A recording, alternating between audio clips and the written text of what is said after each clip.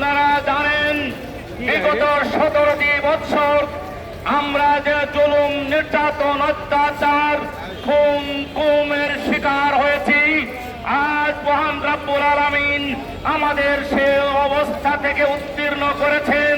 তার জন্য আমরা তার দরবারে শুকরিয়া আদায় করি। সবাই বলি আলহামদুলিল্লাহ। প্রিয় ভাইরা আমার, আমি এতটুকু বলতে চাই, এ বাংলাদেশের মানুষ পেয়ার পদ্ধতি অবশ্যই এক সময়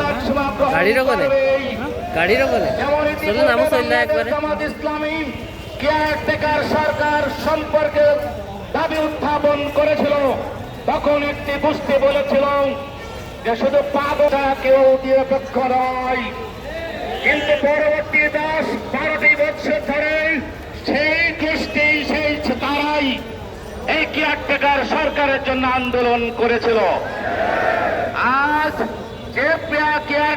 যে পেয়ার পদ্ধতি সম্পর্কে তারা বলছেন যে পেয়ার খায় না গায়ে মাখে, এমন একদিন আসবে তারা বুঝতে সক্ষম হবে যে পেয়ার পদ্ধতি প্রকৃত পক্ষে গণতন্ত্র পদ্ধতি। আপনাদের এই পদ্ধতির আহ্বান জানিয়ে শেষ করছি।